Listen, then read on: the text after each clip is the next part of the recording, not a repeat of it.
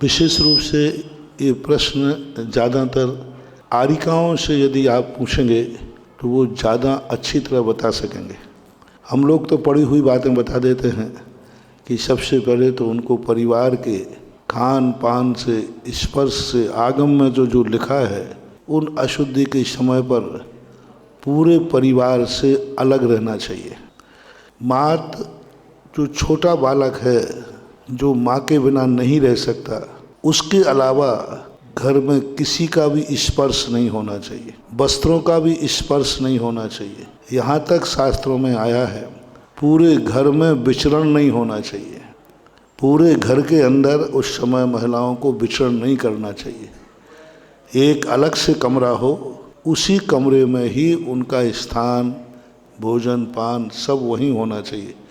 पूरे घर में भी नहीं घूम सकती, वस्त्रों का भी स्पर्श नहीं कर सकती, झाड़ू बुहारी आदि भी नहीं कर सकते, बर्तन आदि भी उन बर्तनों में भोजन नहीं करेंगे जो सभी लोग बर्तन में भोजन करते हैं, उसके बर्तन अलग होना चाहिए। और अशुद्धि के बाद उन बर्तनों को अग्नि से शुद्ध करने की बात कही। अग्नि संस्कार से ही शुद्ध होते हैं। तो आगम की बातें तो बहुत कठिन हैं। अब तुम लोग कितना पाल पाते हो, कितना नहीं पाल पाते हो, वो आप लोग मर्यादा रखें। मैंने तो शास्त्रों में जो पढ़ा है वो है भोजन पानी। माँ छोटे बच्चे के अलावा किसी बच्चे के लिए वो पानी भी भर के नहीं देगी, स्पर्श ही नहीं करेगी। जब पूरे मकान में घूमने का मना कर दिया तो फिर अब तो, और आज तो क्या हो रहा है मैं क्या कहूँ, आप लोग सब परिचित हैं कितना अनर्थ हो रहा है।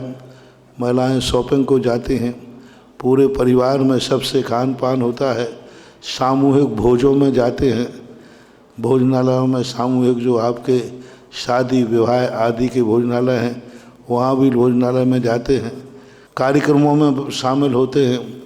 आजकल तो सब अनर्थ हो रहा है।